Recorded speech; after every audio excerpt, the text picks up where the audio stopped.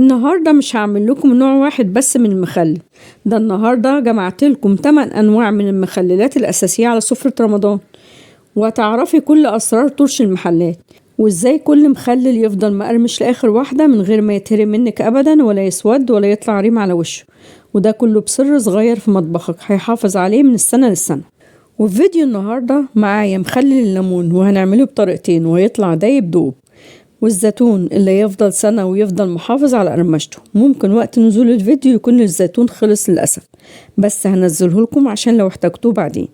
واللفت هعمله بطريقتين ويطلع لونه ورد وجميل جدا. وطبعا أهم حاجة المخلل المشكل اللي مش بنستغنى عنه خالص. وكمان مش هننسى مخلل الشطة ومخلل الخيار كمان. ركزي معايا في الفيديو خطوة بخطوة واملي بيتك بالخير مع أم عبد الله أتهم أم عبد الله في البيت.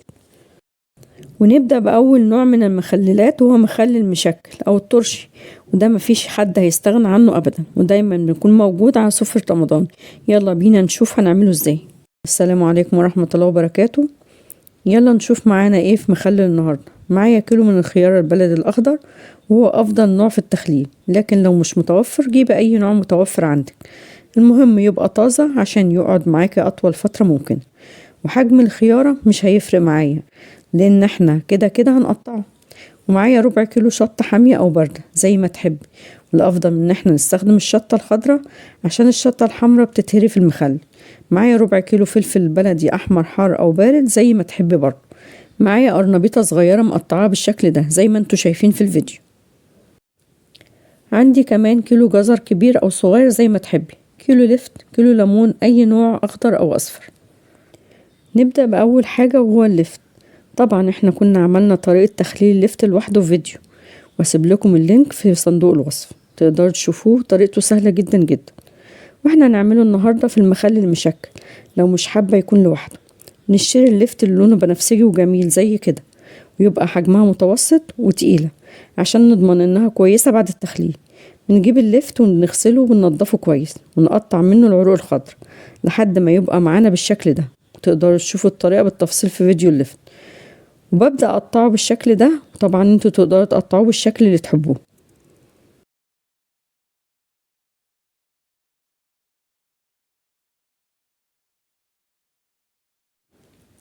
وده اللفت بعد ما خلصته تقطيع. ندخل على تاني خضار معانا وهو الجزر. نجيب الجزر ونغسله كويس جدا ونشيل الجزء اللي فوق ده. بعدين بنبدأ نحكه بالسكينة طبقة خفيفة كده زي ما بعمل في الفيديو، عشان لو مش نضيف ويبقى شكله أحلى كمان. لكن لو الجزر بتاعك شكله حلو فهو مش محتاج انك تعملي الخطوة دي. بعد كده بنقطعه بالطريقة دي بقطعة الخضار، وهي بتدينا شكل الجاهز بالظبط. لكن لو مش متاح عندك تقدري تقطعيه بسكينة عادية وبالشكل اللي تحبيه كمان. وده كل الجزر بعد ما قطعته. قبل ما نجهز الخضار اللي بعد كده هنجيب اللفت والجزر ونحط عليهم ملح. واحنا بنحط على اللفت معلقة ونص كبيرة من الملح، وعلى الجزر معلقة ونص كبيرة من الملح. واحنا ليه بنعمل الخطوة دي؟ احنا بنعمل الخطوة دي عشان ننزل اي ريحة او طعم مش مستحب في اللفت، وبنعمل الخطوة دي للجزر عشان ينزل السكر الزيادة اللي فيه. بنسيبهم على جنب لمدة نص ساعة لحد ما ينزلوا ميته. هنجهز الخضار اللي بعد كده وهو الخيار. والخيار مش محتاج اي حاجة تتعمل فيه، احنا يدوب بنغسله كويس وبنشيل منه الجزء اللي فوق والجزء اللي تحت زي ما بعمل في الفيديو. ممكن نسيبه عادي خالص، مش لازم نشيلها كمان. وبنبدأ نقطعه بالطريقة دي. تقدروا تقطعوه بالشكل والحجم اللي تحبوه، بس ما يبقاش رفيع قوي عشان مش يتهري ويستوي بسرعة قبل باقي الخضار اللي معاه. وده الخيار بعد ما قطعته كله وهو كده حجمه مناسب جدا. بالنسبة للقرنبيط بنضف القرنبيطة زي ما عملته معاكم في فيديو القرنبيط، واسيب لكم الرابط في صندوق الوصف. ناخد بالنا واحنا بنشتري القرنبيط بنشتري القرنبيط اللي شكله طازة مش دبلان، والزهرة بتاعته بتكون متماسكة في بعضها مش بينهم فراغات. بنقطعه قطع صغيرة بس مش صغيرة قوي عشان مش يتهري في المخلل، حجمها يكون مناسب. نغسله كويس ونصفي منه اي مية ونسيبه على جنب. اما الليمون بنغسله كويس ونحطه في مية يغلي على النار لمدة 10 دقايق.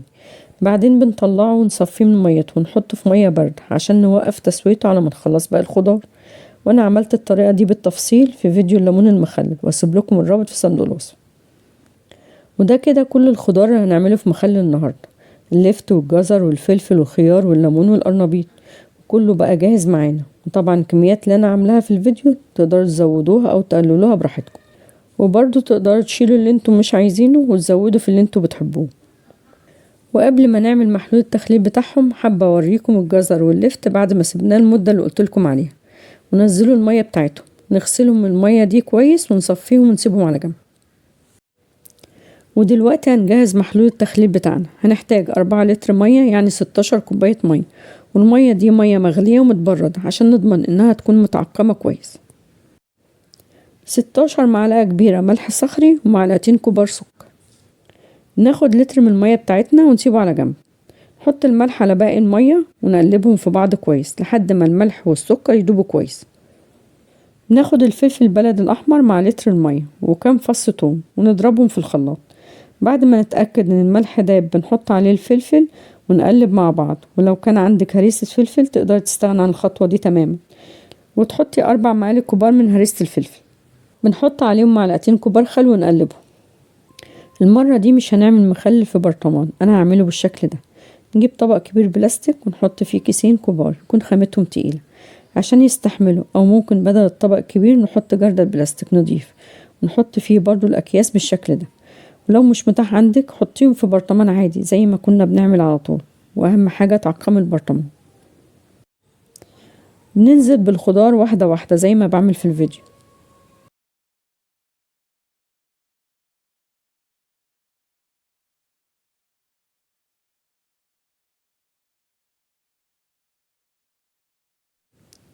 بنحط عليهم في الاخر 3 فصوص توم متقطعين او سلام بالشكل ده.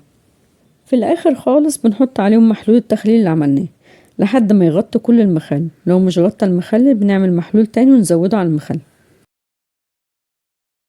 بعد ما اتأكدنا ان محلول التخليل غطى المخلل كويس، نيجي لأهم خطوة، هي ازاي هنقفل المخلل بطريقة كويسة ونضمن ان هو مش يبوظ.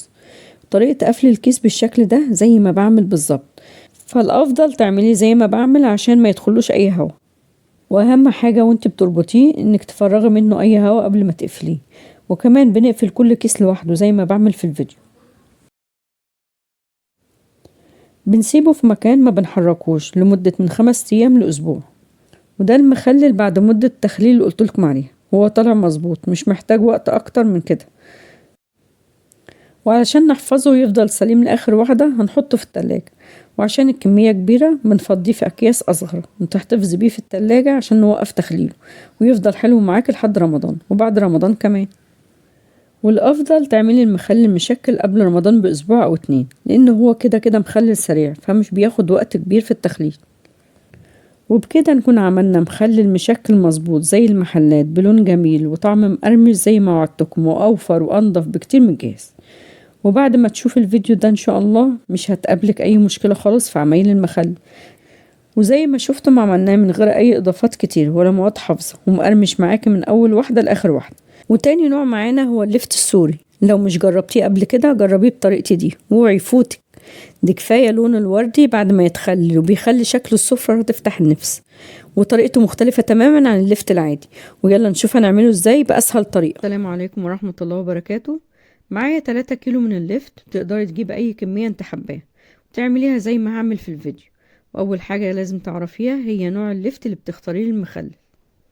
بالنسبة لللفت اللي بنستخدمه في مخلل اللفت، سواء بقى هتخليه لفت عادي او لفت سوري، احنا بنختار اللفت اللي حجمه صغير او متوسط بس مش كبير قوي عشان مش يبقى طري وشيخ من جوه، عشان نضمن ان اللفت هيطلع معانا كويس بعد التخليل.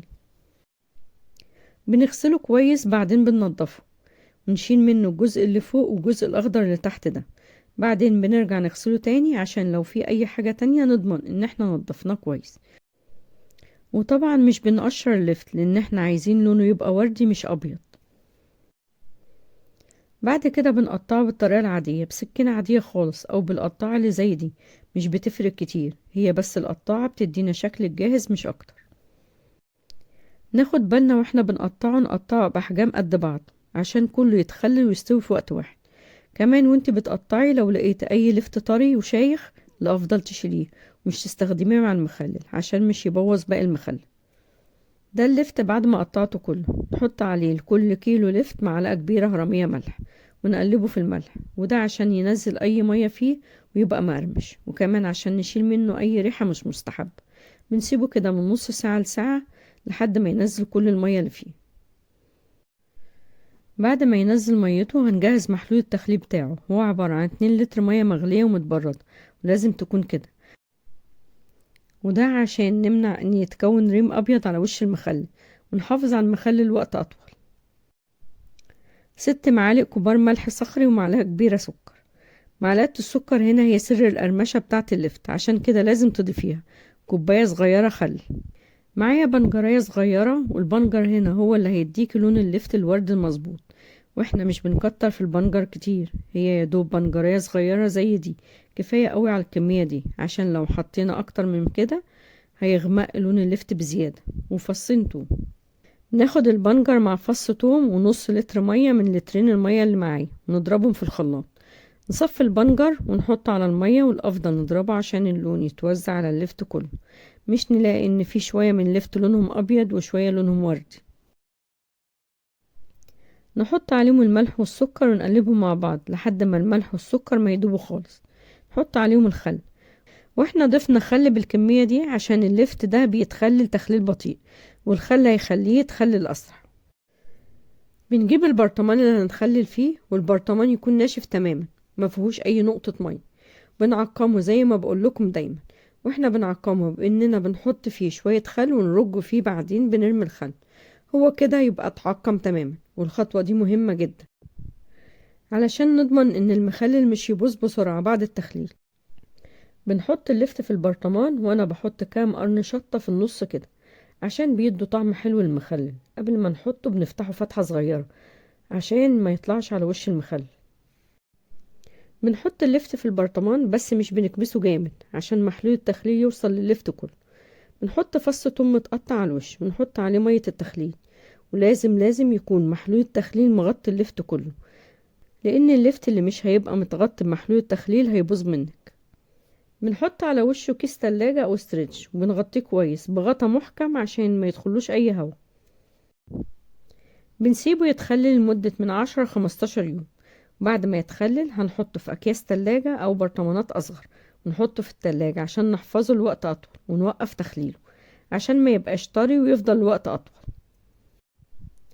وملحوظة صغيرة، لو ناوية تعملي مخلل اللفت السوري فالافضل تعمليه بدري، لان مخلل اللفت السوري بياخد وقت طويل في التخليل عن مخلل اللفت العادي، وده عشان كمية الملح بتاعته قليلة.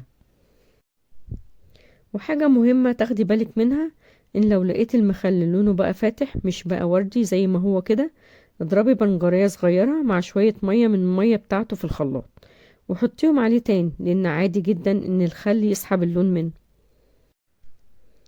انا كده اكون قلتلك كل التفاصيل البسيطة والاخطاء اللي تتجنبيها واللي ممكن ما تاخديش بالك منها، بس مهمة جدا. وكمان اكون خلصت طريقة النهاردة في المخلل اللفت السوري. زي ما انتم شايفين ده اللفت بعد ما قعد المدة اللي قلتلكم عليها، وهو لونه ورد وجميل جدا، وكمان طعمه جميل ومقرمش وملحه خفيف. ولو لسه مش خللتوه جربوا بالطريقة دي، والنتيجة هتعجبكم جدا ان شاء الله، لان انتم مش هتلاقوا اسهل ولا ابسط من الطريقة دي. وكمان الطريقة الحمد لله مظبوطة ومضمونة ان شاء الله.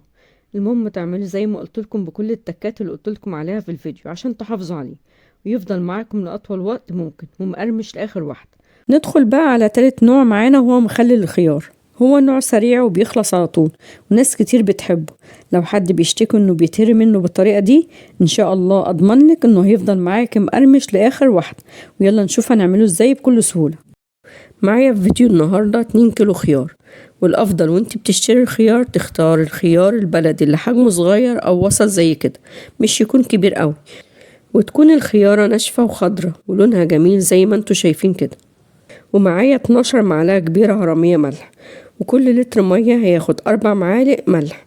ومعايا معلقة ونص كبيرة هرمية سكر، معلقة كبيرة خل، و6 فصوص توم سليم ومتقطع، 3 لتر مية مغلية ومتبردة، ربع كيلو فلفل بلدي احمر حار او بارد على حسب ما انت بتحبي. ومعايا شطة خضرة باردة او حارة برضو زي ما تحبي، وبالكمية اللي تحبيها، ممكن ما تحطهاش خالص بس هي بتدي طعم حلو للمخلل. وبلاش تحطي شطة حمرة لانها بتتهري بسرعة في المخلل. أول حاجة بنعملها بنجيب الخيار ونغسله كويس، بعدين نشيل الجزء الصغير من ناحيتين، ممكن نسيبه عادي. بعدين نبدأ نقطعه بأي شكل انت عاوزاه، بس أنا بحب أقطعه بميل عشان يدينا شكل حلو بعد التخليل. وناخد بالنا واحنا بنقطعه بأي شكل من الأشكال اللي هتقطعي بيها، ما تكونش التقطيعة بتاعته رفيعة قوي، ويكون كل التقطيع بحجم واحد عشان مش تتهري منك، وعشان كله ياخد نفس التخليل. وممكن لو انت جايبة الخيار صغير تسيبيه زي ما هو من غير تقطيع وتخلليه بنفس الطريقة. ودي كل كمية الخيار بعد ما خلصتها تقطيع. بنجيب المية بس بنشيل منها لتر على جنب، بنحط على باقي المية السكر والملح ونقلبهم كويس لحد ما الملح والسكر ما يدوبوا. ناخد بالنا ان المية زي ما اتعودت اقول لكم بتكون مغلية ومتبردة عشان تبقى متعقمة كويس ومش تبوظ المخلل.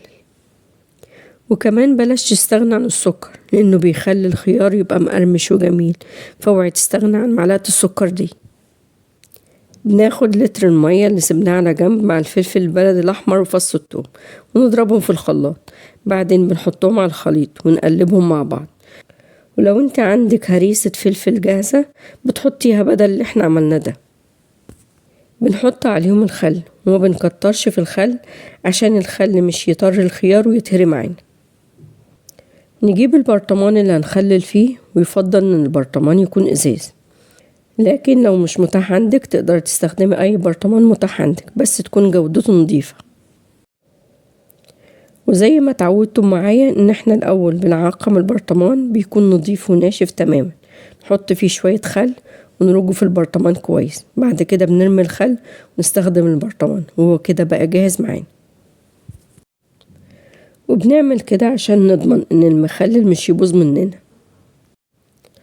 بنجيب الشطة نفتحها فتحة صغيرة زي ما انتم شايفين ونحطها في البرطمان، واحنا بنعمل كده عشان تشرب من مية التخليل، وكمان عشان مش تطلع على وش المخلل. وانا ما بحطش كمية كبيرة من الشطة في مخلل النهاردة عشان اساس مخلل النهاردة هو الخيار، بس بحطها عشان تدي طعم حلو مش اكتر.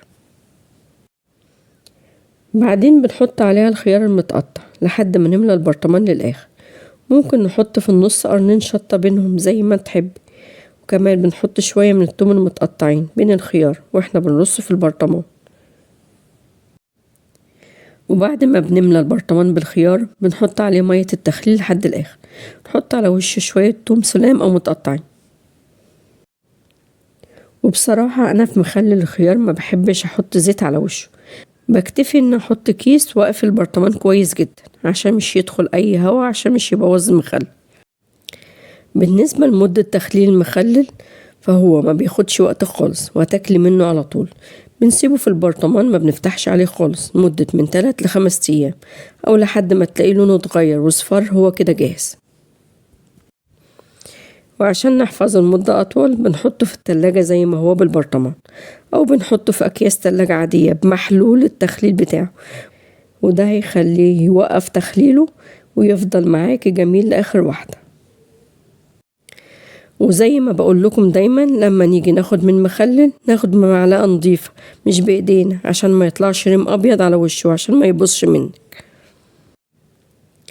وده الخيار بعد مدة التخليل اللي قلنا عليها، وهو طالع مقرمش لونه جميل جدا وكمان أحلى وأنضف من بره بكتير، وطعمه مظبوط على الآخر.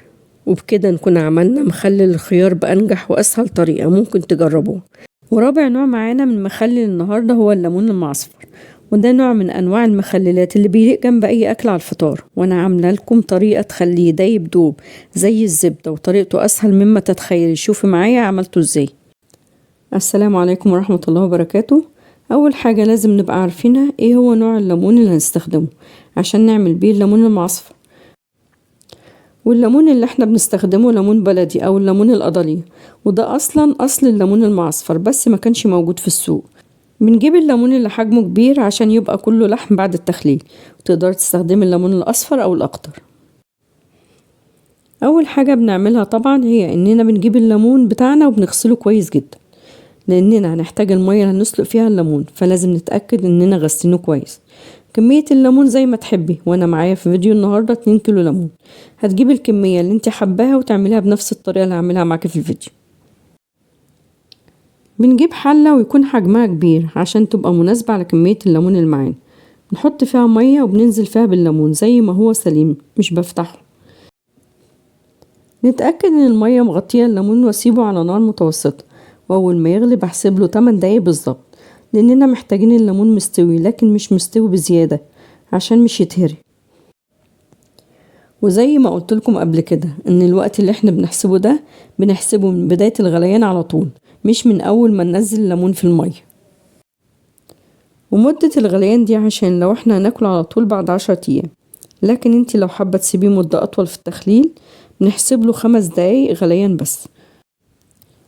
وانا كنت قلت لكم كل حاجة تخص تسوية الليمون للتخليل السريع والتخليل البطيء في فيديو الليمون اللي فات، تقدروا تشوفوه بالتفصيل عشان مش هطول عليكم الفيديو، واسيب لكم الرابط في صندوق الوصف. بنطلع الليمون من مية الغليان ونحطه في مية باردة ونسيبه فيها لتاني يوم. بعد ما سيبناه لتاني يوم بنصفيه من المية ونغيرها بمية جديدة، ونغير المية 3 مرات في اليوم لمدة يومين. واحنا بنعمل الخطوة دي عشان نشيل المرارة الموجودة في الليمون ونعرف ناكله بعد التخليل، وكمان ما ياخدش وقت في التخليل ويستوي بسرعة في مدة بسيطة جدا.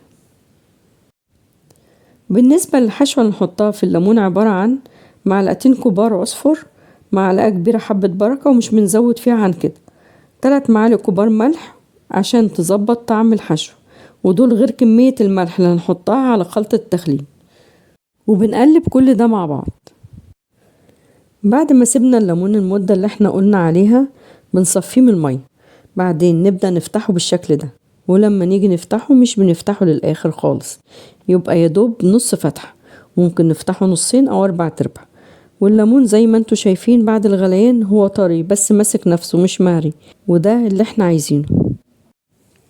بنجيب الخلطة اللي عملناها وبنحشي بيها الليمون، واحنا ما بنملاش الليمون على آخرها، احنا يدوب بنحشي نصها بس عشان ما تخرجش منها ويبقى شكلها جميل بعد التخليل. وبنعمل كل الكمية بنفس الطريقة، ودي كمية الليمون بعد ما خلصتها بسيبها على جنب على ما احضر محلول التخليل. بالنسبة للمكونات اللي هنحتاجها عشان نعمل خلطة الليمون، هنحتاج 1/4 كيلو فلفل بلدي أحمر حار أو بارد زي ما تحبي، وهو بيدي الليمون لون وطعم حلوين جدا وبيحافظ على الليمون كمان. جزرة صغيرة مبشورة ومعلقة كبيرة عصفر، ممكن نستغنى عنهم لو مش موجودين. 10 معالق كبار ملح، واحنا بنحط لكل لتر مية 5 معالق ملح، معلقة كبيرة سكر ومعلقة كبيرة خل. 2 لتر من مية غلي الليمون، ناخد لتر على جنب من 2 لتر دول عشان نضربه مع الفلفل في الخلاط. ناخد الفلفل مع لتر المية اللي شلناه على جنب ونضربهم في الخلاط أو الكب. بنجيب باقي المية ونحط عليها الملح والسكر والخل ونقلبهم كويس في المية لحد ما السكر والملح ما يدوبوا خالص. بنحط عليهم الفلفل الأحمر ضربناه في الخلاط مع لتر المية. بنحط عليهم الجزر والعصفر ونقلب كل ده مع بعض، يفضل ان الجزر يبقى مبشور ناعم خالص، والجزر والعصفر بيشيلوا المرارة اللي في الليمون وبيدوا للمخلل طعم حلو. نجيب البرطمانات اللي هنخلل فيها، والأفضل تكون البرطمانات إزاز، ولو مش متاح عندك تقدر تستخدمي أي برطمانات بلاستيك متاحة عندك، بس يكون البلاستيك بتاعها جودته نظيفة. وزي ما تعودنا البرطمان بيكون نظيف وناشف تماما، وبنعقمه بشوية خل، بنرجه في البرطمان كويس، بعد كده بنرمي الخل ونستخدم البرطمان عادي، وده عشان نضمن ان المخلل مش يبوظ مننا. بنجيب البرطمانات بعد ما عقمناها ونحط فيها قرنين شطة، ودي خطوة اختياري، وقبل ما نحطها بنفتحها عشان التتبيلة تدخل جواها والشطة تستوي. نحط الليمون في البرطمانات لحد ما نملى البرطمانات، والأفضل مش نكبس الليمون على بعض عشان يحافظ على شكله. بنحط من 3 ل4 فصوص توم كبار متقطعين ونوزعهم كويس في البرطمان. بنغطي الليمون بمحلول التخليل للآخر ونتأكد انه مغطي كل الليمون، وعلشان محدش يحتار في كمية الملح بتاعة محلول التخليل، فهي بتبقى على حسب المية اللي هتضيفيها مش على حسب كمية الليمون اللي انت جايباه، لان مش كل البرطمانات بنفس الحجم، فممكن تحتاجي مية اكتر من اللي انا احتاجتها، فبنحسبها على قد المية اللي بنحطها على كل لتر مية، زي ما قلتلكم 5 معالق كبار.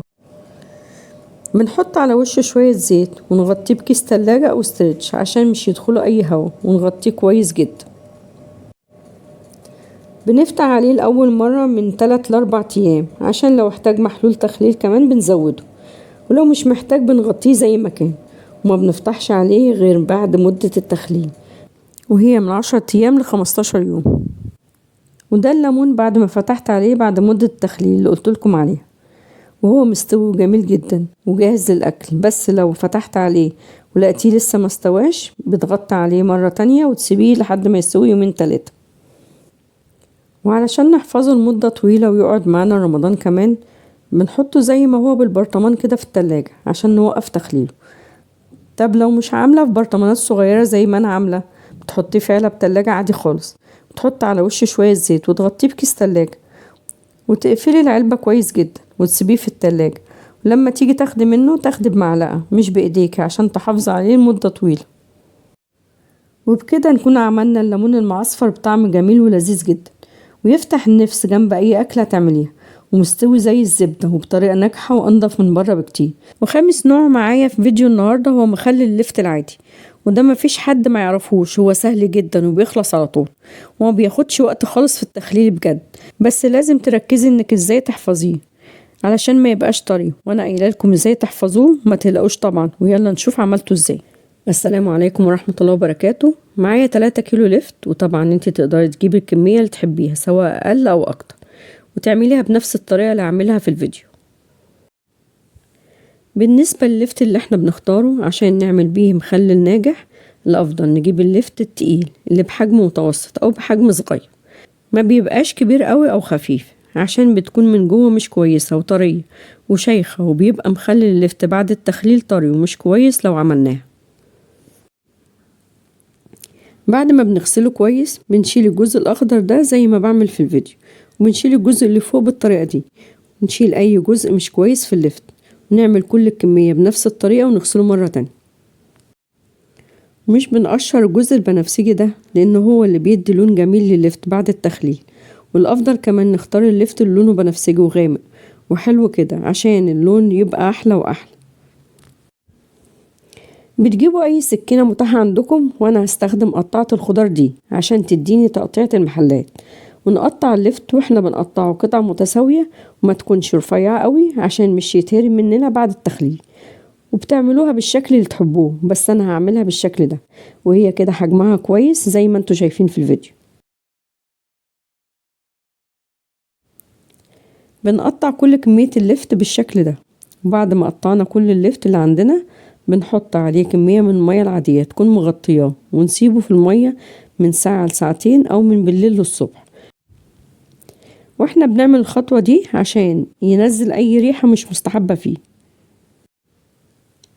وعلى ما اللفت يتنقع في المية هنجهز مكونات الخلطة بتاعتنا.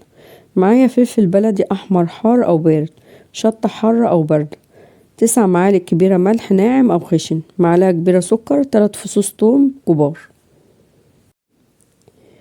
بناخد معلقة كبيرة من الملح ومعاها فص توم وقرن فلفل احمر، نضربهم في الخلاط مع ربع كوباية مية. ممكن نستبدلها ب3 معالق كبار هريسة فلفل لو متاح عندك. بعد ما سيبنا اللفت المدة اللي قلتلكم عليها بنصفيه من المية دي ونشطفه كويس، ونحط عليه الخلطة اللي عملناها او هريسة الفلفل، ونقلبه كويس في الخلطة ونسيبه لمدة ساعتين.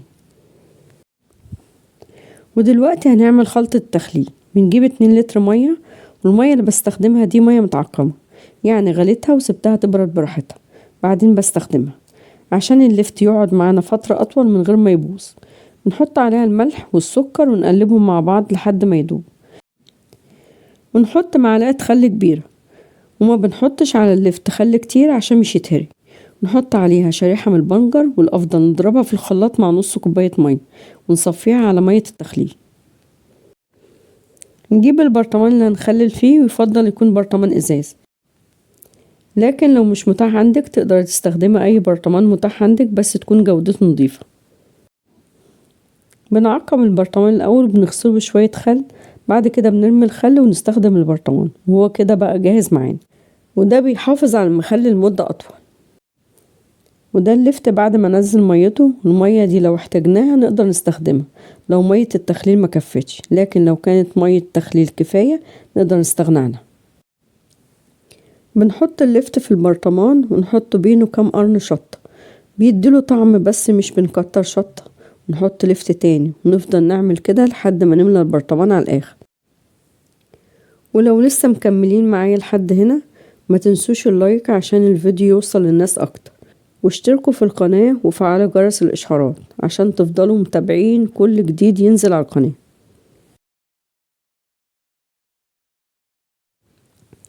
بنحط التوم في الآخر ونملى البرطمان بمية التخليل. بنغطيه بكيس تلاجة ونقفله كويس. بنسيبه في مكان مش بنحركه منه من 5 أيام ل7 أيام لحد ما يستوي كويس، وهو بعد المدة دي هيكون استوى خالص. بعد ما يستوي لازم نوقف تخليله عشان مش يتهري ويبقى طري، واحنا عايزينه يفضل مقرمش لآخر حبة. فبنشيله في أكياس تلاجة بمية تخليله ونحطه في التلاجة، أو لو عاملاه في برطمانات صغيرة حطيها زي ما هي في التلاجة. وده اللفت بعد ما استوى وسبته المدة اللي قلتلكم عليها، وهو لونه بقى جميل جدا زي ما انتوا شايفين، وكمان مقرمش وملحه مظبوط على الآخر. وحقيقي لازم تجربوه بطريقتي، مش هتندموا أبدا. وبكده نكون عملنا مع بعض مخلل اللفت السريع بطريقة سهلة ومضمونة، وكمان هيطلع أحلى من جاهز إن شاء الله. جربوا الوصفة وقولوا رأيكم في التعليقات.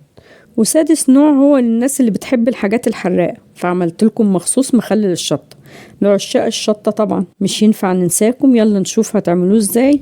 والشطة اللي معايا شطة بلدي طازة، وبنختار الشطة الناشفة الطويلة بالشكل ده، وده لأن هي طعمها حلو في التخليل وبتفضل لأطول وقت. ونوع الشطة باردة أو حامية كبيرة أو صغيرة دي بتبقى على حسب رغبتك، انتي بتحبيها ازاي.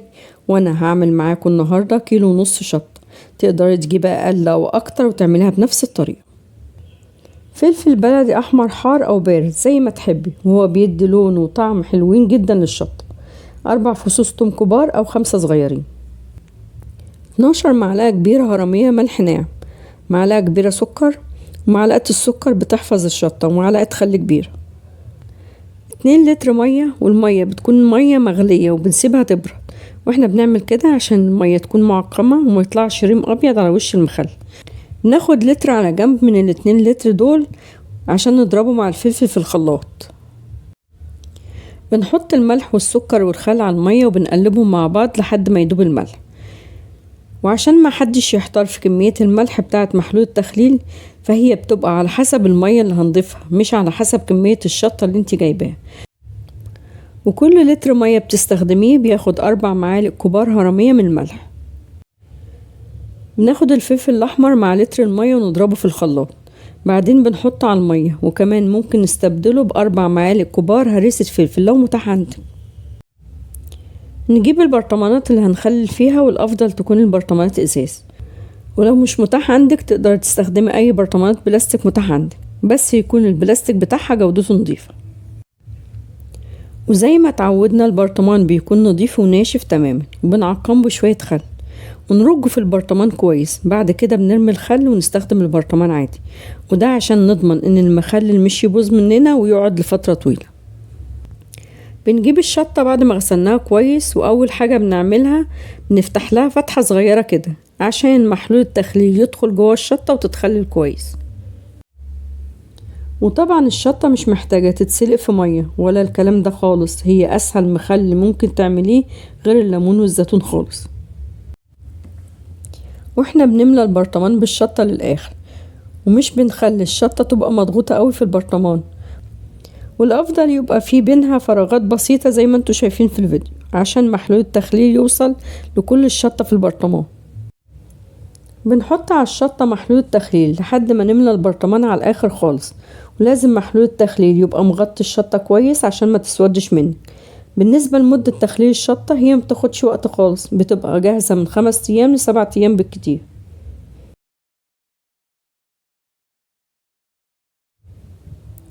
بعد ما بنغطيها كويس بمحلول التخليل بنحط على وشها توم متقطع وفصين سلام. ممكن نحط توم متقطع بين الشطة واحنا بنرصها في البرطمان، والتوم السليم على وش البرطمان. ونحط على وشها شوية زيت، ونغطي وشها بكيس تلاجة، ونغطي البرطمان كويس ويبقى محكم الغلق عشان مش يدخله اي هوا ويبوظ المخلل. وبنعرف ازاي انه استوى؟ هنلاقي انه لونه بدأ يغير وبقى لونه اصفر فاتح وجميل. ولازم نلاقي ان كل الفلفل بقى باللون ده، مش فيه شوية لونهم اصفر وشوية لونهم اخضر. علشان يفضل معانا رمضان ونحفظه لمدة طويلة بنزود الملح، بدل 4 معالق بنحط 5 معالق، والافضل كمان نحطه زي ما هو بالبرطمان في التلاجة عشان نوقف تخليله. ودي الشطة بعد مدة التخليل بتاعتها، وهي خدت 5 ايام في التخليل بس، ولونها اصفر وجميل. وبكده تبقى معانا شطة مخللة مظبوطة بطريقة سريعة ناكلها بعد اسبوع من غير خطوات كتير زي ما شفتم في الفيديو. وتقدري تقدميها جنب اي اكلة بتحبيها وهتخليها احلى. وسابع نوع معايا النهاردة هو مخلل الليمون العادي السريع. ولو خلاص ما بقاش في وقت وعايزة تجهزي مخلل بسرعة من غير مرارة نهائي، يبقى ده انسب طريقة ليكي.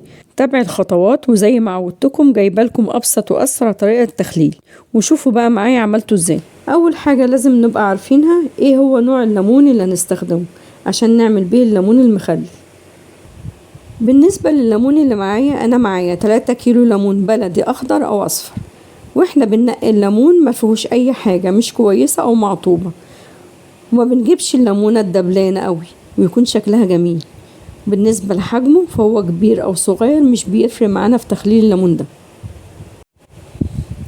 بنغسل الليمون كويس جدا لاننا نحتاج المية اللي هنسلق فيها الليمون، فلازم نتأكد ان احنا غسلينه كويس جدا.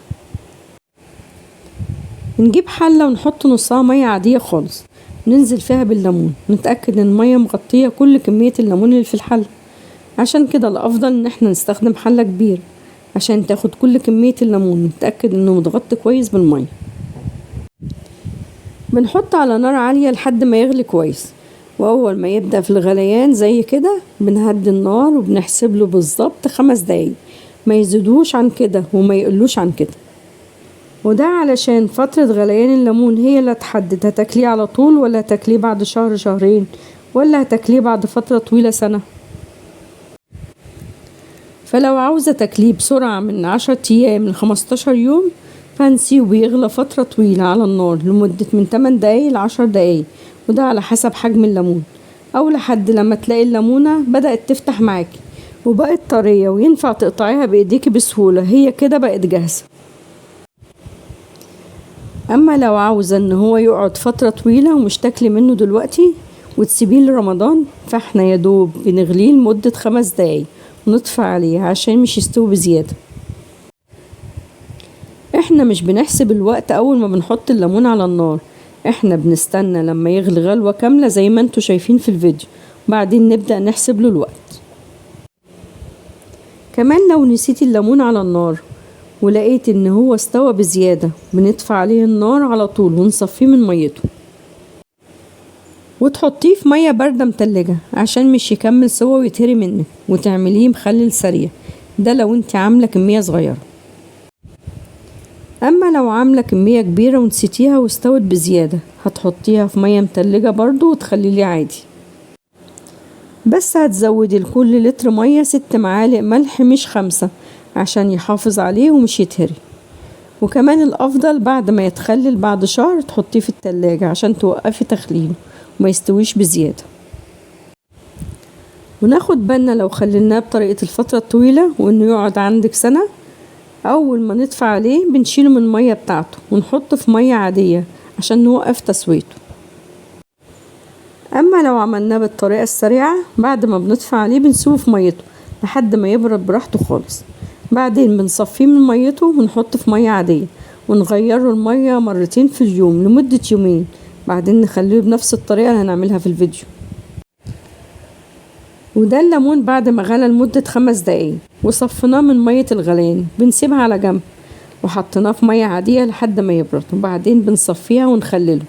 وزي ما انا قلتلكم الليمونة ناشفة ومش بتتقطع بسهولة لان احنا مش سويناها على الاخر. بالنسبة للمكونات اللي هنحتاجها عشان نعمل خلطة الليمون، هنحتاج شطة حامية او باردة زي ما تحبي. كمية الشطة بتبقى على حسب ما انت عايزاها كتير او قليلة، وكمان تقدر تستغنى عنها خالص مش لازم تحطيها، بس بصراحة هي بتدي طعم حلو لليمون. بلاش نستخدم الشطة الحمراء عشان هي بتستوي بسرعة وبتتهري في المخلل. فلفل أحمر بلدي حار أو بارد زي ما تحبي، واحنا بنضيف لكل كيلو ليمون ربع كيلو من الفلفل الأحمر. 5 معالق هريسة فلفل، ولو مش متاح عندك هريسة فلفل ممكن نستخدم الفلفل الأحمر مع 3 فصوص توم كبار ومعلقة ملح. جزرة مبشورة ومعلقة كبيرة عصفر ممكن نستغنى عنهم لو مش موجودين. 15 معلقة كبيرة ملح، واحنا بنحط لكل لتر مية 5 معالق كبيرة رمية ملح. معلقتين كبار سكر ومعلقة كبيرة خل. 3 لتر من مية غلي الليمون. ناخد لتر على جنب من ال3 لتر مية عشان نضربه مع الفلفل في الخلاط. بنجيب الليمون ونحط عليه هريسة الفلفل ونقلبه كويس في الليمون ونسيبه على جنب. ناخد الفلفل مع لتر المية اللي شلناه على جنب ونضربهم في الخلاط او الكب. بنجيب باقي المية ونحط عليها الملح والسكر والخل ونقلبهم كويس في المية لحد ما السكر والملح ما يدوبوا خالص. بنحط عليهم الفلفل الأحمر ضربناه في الخلاط مع لتر المية. بنحط عليهم الجزر والعصفر ونقلب كل ده مع بعض. يفضل ان الجزر يبقى مبشور ناعم خالص، والجزر والعصفر بيشيلوا المرارة اللي في الليمون وبيدوا للمخلل طعم حلو. نجيب البرطمانات اللي هنخلل فيها، والأفضل تكون البرطمانات إزاز. ولو مش متاح عندك تقدر تستخدمي أي برطمانات بلاستيك متاحة عندك، بس يكون البلاستيك بتاعها جودته نظيفة. وزي ما تعودنا البرطمان بيكون نظيف وناشف تماما، وبنعقمه بشوية خل. بنرجه في البرطمان كويس، بعد كده بنرمي الخل ونستخدم البرطمان عادي، وده عشان نضمن ان المخلل مش يبوظ مننا. بنحط الليمون، بعدين شوية شطة، بعدين شوية ليمون لحد ما نخلص البرطمان كله على الآخر. بنفتح الشطة قبل ما نحطها في الليمون، وده عشان مش تطلع على وش الليمون لأنها خفيفة، وكمان التتبيلة تدخل جوا الشطة وتستوي.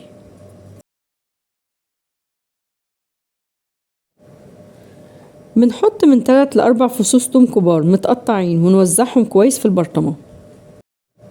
بنحط 3 فصوص توم سلام على وش الليمون. بعد ما بنملى البرطمان بنحط عليه خلطة تخليل لحد الآخر. وفي حاجة حابة أقول لكم عليها على مية التخليل، إن إحنا ممكن نستخدم مية عادية مغلية متبردة،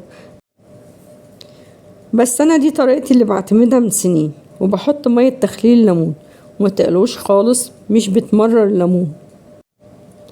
وانا كده قبل ما بعمل الوصفة لازم بجربها الاول قبل ما انزلها لكم، فما تقلقوش خالص. بنحط على وشه شوية زيت ونغطيه بكيس تلاجة او ستريتش عشان مش يدخله اي هوا، ونغطيه كويس جدا. بنفتح عليه لأول مرة من 3 ل4 ايام عشان لو احتاج محلول تخليل كمان بنزوده، ولو مش محتاج بنغطيه زي ما كان، وما بنفتحش عليه غير بعد مدة التخليل. لو ليمون سريع بنفتح عليه من 10 ل 15 يوم، ولو ليمون بطيء بنفتح عليه من شهر لشهرين، وبيعيش معاكي من 6 شهور لسنة.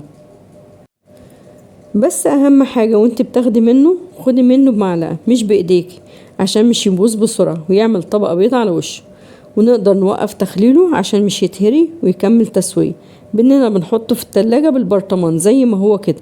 وتامن واخر نوع معايا النهارده هو مخلل الزيتون العزازي ومخلل الزيتون التفاحي، والفرق بينهم هتعرفوه عشان لو في حد بيتلخبط بينهم، واقول لكم ايه اللي بيعيش معاكم من السنه للسنه وايه اللي بيستوي بسرعه، وازاي تظبطوا الملح بتاعه بالظبط. وقايله لكم على كل حاجه ممكن تخطر في بالكم من ناحيه تخليل الزيتون، فما تقلقوش وشوفوا بقى يلا عملتوا ازاي. وقبل ما نشوف ازاي هنخلل الزيتون، انا معايا نوعين من الزيتون.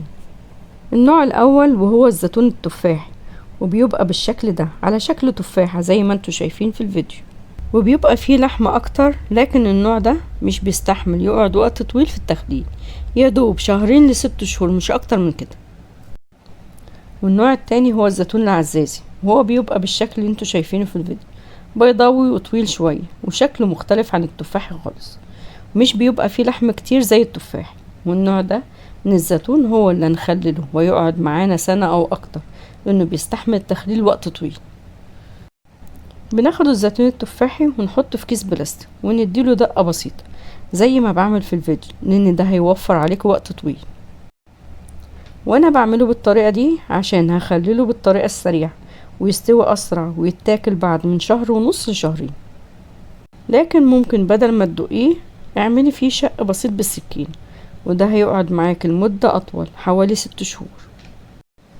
بالنسبة للزيتون العزازي بنعمل فيه شق بسيط بالسكينة زي ما بعمل في الفيديو. وقبل ما نفتح الزيتون التفاحي او العزازي بنبقى غاسلين الزيتون كويس جدا بالمية ومصفين، وبعدين نبدأ نفتحه كله. ودي كمية الزيتون اللي معايا بعد ما فتحته كله. والفتحة اللي بعملها دي عشان تطلع منه المرارة وما ياخدش وقت اطول على ما يتخلص منه. بالنسبة للكمية اللي معايا، انا معايا 6 كيلو زيتون اخضر، 4 كيلو عزازي، و2 كيلو تفاح. والمقادير اللي هنحتاجها لمحلول تخليل الزيتون عبارة عن كيلو فلفل احمر بلدي حار او بارد زي ما تحب، كيلو شطة خضراء حارة او باردة. وعلشان لو هتعملي كمية اقل من الزيتون هتحتاجي لكل كيلو زيتون ربع كيلو فلفل احمر بلدي حار او بارد زي ما تحبي، راس توم سليمة، 10 ورقات ورق لورا. وورق اللورا بيمنع اي عفن على وش الزيتون وبيحفظه لمدة طويلة. بالنسبة للملح، وده اهم حاجة في تخليل الزيتون، لازم تهتمي بكمية الملح بالظبط، لا تقللي ولا تزودي، والمقدار اللي هقولهولك ده لكل لتر مية. لو هنعمل بملح ناعم وهنعاير بكوباية يبقى هنحتاج كوباية مليانة وممسوحة وزنها 245 جرام، ولو بالمعلقة هيبقى 7 معالق كبيرة هرمية. لو هنعمل بملح خشن وده الافضل في التخليل هيبقى كوباية الا معلقة 245 جرام، ولو بالمعلقة هتبقى 10 معالق كبيرة. وانا هعمل 3 لتر مية، يعني هحتاج 3 كوبايات ملح خشن الا 3 معالق، يعني 30 معلقة كبيرة. الليمون هنحتاج لكل كيلو زيتون نص كيلو ليمون اخضر، والليمون اللي هنستخدمه هنعصره بايدينا مش هنضربه في الخلاط عشان مش يبقى ممرر ويمرر الزيتون، ومش بنرمي القشر بتاعه، وهنعرف بعدين هنستخدمه في ايه. وهنحتاج 4 معالق كبار عصفر ومعلقتين كبار حبة بركة، ودول كمان بيدوا طعم وريحة حلوة للزيتون وبيحافظوا على الزيتون لفترة طويلة، ولو مش متاح عندك تقدر تستغنى عنها. وكل المكونات اللي قلنا عليها دي ممكن نقلل او نزود منها براحتنا، ما عدا الملح والليمون بيتظبطوا زي ما قلنا.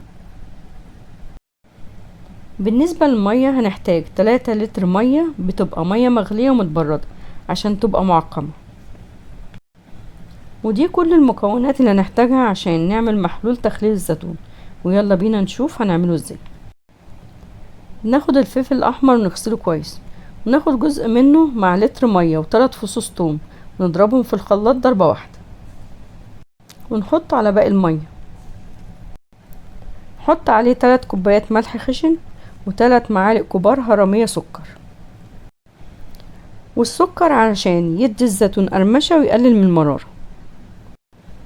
واحنا بنحتاج لكل لتر مية معلقة كبيرة هرمية سكر. بنقلب كل ده مع بعض لحد الملح ما يدوب خالص. هنحط كوباية كبيرة خل على 6 كيلو زيتون، واحنا مش بنزود في الخل عشان الزيتون مش يتهري، ونقلب كل ده مع بعض. نحط عليهم عصير الليمون ونقلبهم مع بعض. نحط عليهم العصفر وحبة البركة ونقلبهم مرة تانية. باقي الفلفل هنعمله هريسة ونضربه في الكبة ناعم من غير اي اضافات.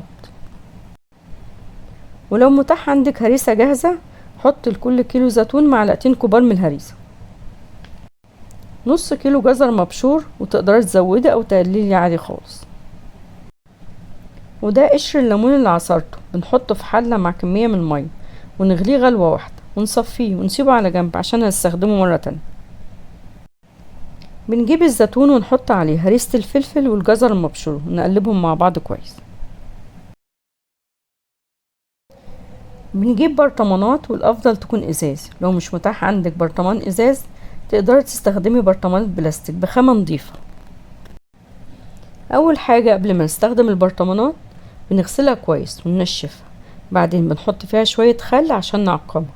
بنرج الخل في البرطمان كويس ونرمي الخل. احنا كده اتأكدنا ان البرطمان متعقم كويس. وبنعمل الخطوة دي سواء كان البرطمان ازاز او بلاستيك. بنحط في البرطمان كام ورقة لورا، بعدين بنحط فيها الزيتون بخلطته. بعد ما حطينا طبقة من الزيتون بنحط طبقة من الشطة، وانا قبل ما احطها بعمل فيها فتحة صغيرة بالسكين عشان تشرب من محلول التخليل. بحط بينهم 5 فصوص توم سليمة. نملى البرطمان بنفس الطريقة لاخر البرطمان. بعد ما ملينا البرطمان بنحط عليه محلول التخليل اللي عملناه مع بعض، نتأكد ان المحلول مغطي الزيتون كويس. وعلى وش الزيتون بنحط كمية من قشر الليمون المسلوق ومعاه 5 فصوص توم صحيحة، ونحط على وش البرطمان كمية من زيت الزيتون او زيت عباد الشمس. واخر حاجة بنعملها بنحط على وش البرطمان كيس بلاستيك او استرتش، وبنقفل البرطمان كويس عشان نمنع اي هوا يدخله فيقعد معاك فترة طويلة.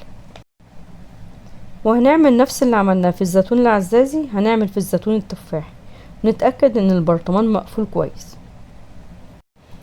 وانت بتعبي الزيتون في البرطمانات لو محلول التخليل مكفاش يغطي كل الزيتون بتعملي لتر كمان من محلول التخليل زي ما عملنا مع بعض في الفيديو.